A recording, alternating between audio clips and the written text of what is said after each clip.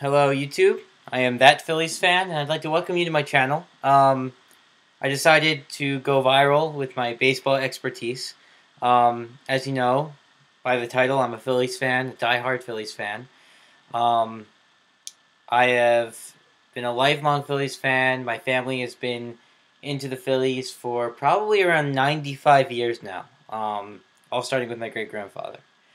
Um, anyway, I decided that I was going to come on here so that I could talk to you guys about Phillies news, give opinions, just talk about not just the Phillies, but other topics in baseball if they come up. Um, but you get the gist. It's a sports talk channel, and I decided to go viral with it. Um, I have one topic to discuss today, and that's something that's been kind of bugging me um, for about a month now, actually. If you look on ESPN.com on January 11th, um, David Schoenfield of ESPN decided to post a power rankings for the NL East. If for those of you who don't know, power rankings are a a method of basically just predicting based on stats on paper and not necessarily bold predictions, but using your own baseball knowledge to produce who you think will come out on top of the NL East position by position. Um, so I read this article and honestly, I was a little upset.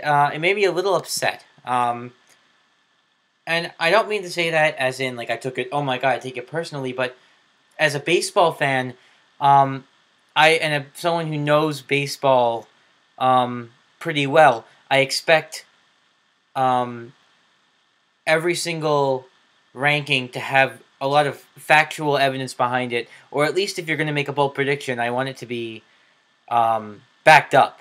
Um, and that's what this article failed to do for me. And when it did use factual information, it was sometimes wrong. So I'm going to go through this really quick. At least just the things that I didn't agree with. So here they are. I'm going to start out with catcher, and um, in the rankings, Schoenfield ranks Brian McCann number one, Wilson Ramos number two, Carlos Ruiz number three, and Josh Tolley four, and John Bucket number five. What upsets me there is not Brian McCann, because Brian McCann is, in my opinion, the best catcher in the NL East. Is that Carlos Ruiz is ranked below Ramos. I don't agree with that at all whatsoever. Um, in fact, if you read the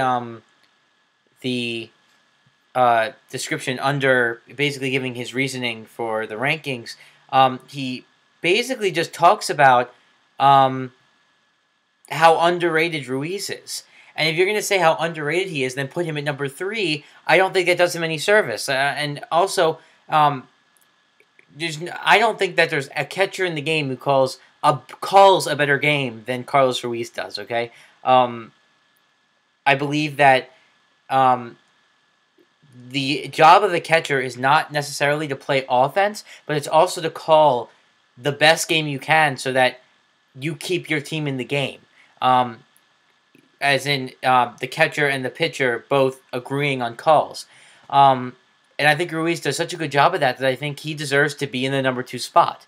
Um, and the only reason that Schoenfield really gave is that Ramos, his walk rate improved by 4%, and he has power and potential for improvement. Um, I don't think that puts him at number two. And if you disagree with me, that's fine. That's what this channel is going to be about, is agreeing and disagreeing and whatnot. But that upset me.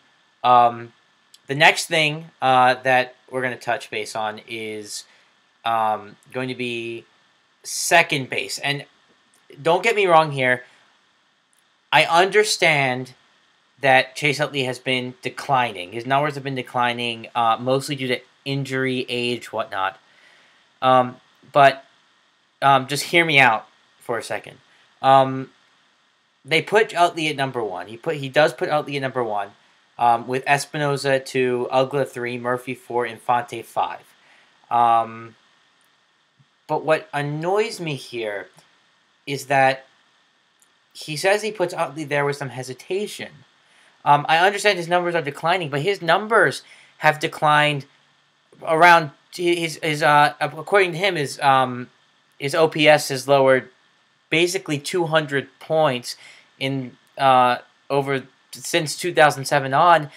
And what's weird about that is that even still, those numbers are still better than everyone else in the league. And I don't think any of these guys are going to get better than him necessarily in the next few years. So, and he basically puts the pressure saying that unless he hits over 300 again, he's not a good player. If Utley hits 290, I think he's a great player. I still think he's one of the best second basemen in the National League. He's elite. He's a good fielder, and he's an amazing hitter. He's clutch, and he's a playoff performer, and he plays his heart out. He can steal. He does everything. And despite the injuries, I still think that he's number one without hesitation. I don't think that he's number one. I think he's number one. Yeah, he's number one. And the next one brings us to not shortstop. I agree with shortstop. That will bring us to... I'll bring this to right field. And here's the one that really pissed me off. And I'm not going to lie here. Schoenfield puts Mike Stanton over Hunter Pence. And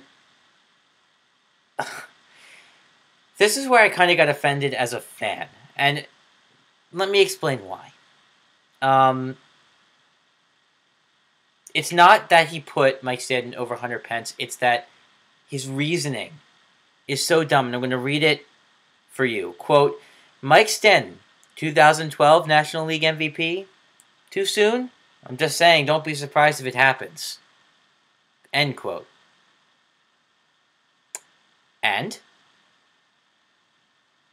That's it? I mean, if you're going to put Mike Stanton over Hunter Pence, then I want to hear your reasoning. I don't want to hear, I want him to get MVP. So, I'm just going to put him over him because I think he's going to win MVP. No reasoning. I'm sorry. Let's see how many points he hit under him in average. He hit 262. Hunter Pence hit 314. So you're telling me that Mike Stanton is going to get, let's just say, a 50-60 increase in batting average and hit the same amount of home runs or more than Hunter Pence next season. And he's going to hit more. He's going to have better stats than Hunter Pence next season. I don't get how that can happen. I understand that they added new personnel, and personally, I think that's going to backfire. But that's such a bold prediction that you need to back it up with reasoning. It's like, and we'll get to the next one that pissed me off in a minute. But Hunter Pence hit 314 with 22 home runs, and half the season was with a ball club that didn't hit behind him. Now he has a full season with the Phillies. I think he can hit 30 home runs in 314, and that will get you an MVP. And that's why that pissed me off. But that aside, I'm going to go to the next one. He puts Halladay, Lee, and Hamels at the top of their starter positions, which I agree with. And the next one that pissed me off, and this is, I guess, up to you if you disagree with me again. That he puts Craig Kimbrell over Jonathan Papelbon. I understand that Kimbrell won the NL MVP. It definitely is reason for putting him above him. But you have to at least consider the fact that Papelbon has won championships closing. It's not like he's just some veteran who's starting to get washed up. He's an amazing closer in the AL who's won multiple championships closing, coming to the NL, facing hitters who have never seen him. And we know how those matchups fare via, Cliff Lee, Roy Halladay. And he's basically just saying that, oh, Kimbrel had all those strikeouts. They blew the same amount of saves. I mean, granted, Kimbrel had more save opportunities, but honestly, they can't really be helped. Kimbrel blew just as many saves as Papelbon, and we all know how, not just closers, but relief pitchers, it's such a topsy-turvy position. You could have a guy who has a 2 ERA and then completely flops around. Look at Brad Lidge. He was okay until he came to Philly, wins the World Series, is perfect with I think he had a 2-some, 1-some ERA, somewhere around there, and then he just sucks. Seriously, I mean, I think that because Papelbon has showed that he is consistently good, and Kimbrel hasn't shown that yet, I think Papelbon deserves to be at number 1, not number 2. But that's up to you. That's just my opinion. The next one the final thing that kind of annoyed me, not necessarily as much, is that they put the Nationals bullpen over the Phillies bullpen. And this is before, this article came out before Qualls was signed. So I'm hoping that maybe that changed his mind a little bit. But you got the Phillies bullpen has 1, 2, 3, and now 4 guys who can post around a 3 ERA or lower if they perform well. The Nationals have 1. At least at the time they had 1. Now they have Lidge in there, and we don't know how he's going to do. You can only imagine he'll do better because he's pitched in there and it's a bigger ballpark. But to put the Nationals over the Phillies at 3 over 4, I don't think that's realistic. I think that the Phillies should be the 3rd best bullpen in the NL East, with the Braves number 1, the Marlins number 2,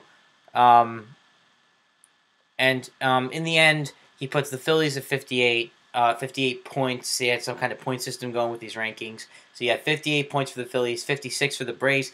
I think that gap between the Phillies and the Braves, obviously the Phillies at 1 and the Braves at 2, should be probably around 7, let alone 2. I don't agree with his rankings. I know that these rankings are in the eye of the beholder, as you might say, but I honestly don't think that he used the right facts, or in some cases no facts at all, saying that Mike Sten's going to win MVP as reasoning for putting him above better players. So that was my first video. If you liked it, like the video, and subscribe if you want to hear more. I'll be posting more videos, obviously, during the season. And trust me, there'll be times where I get angry, times where I'll be venting my frustration. But for now, it's just off-season hype, and you know how that works. So I'll see you later.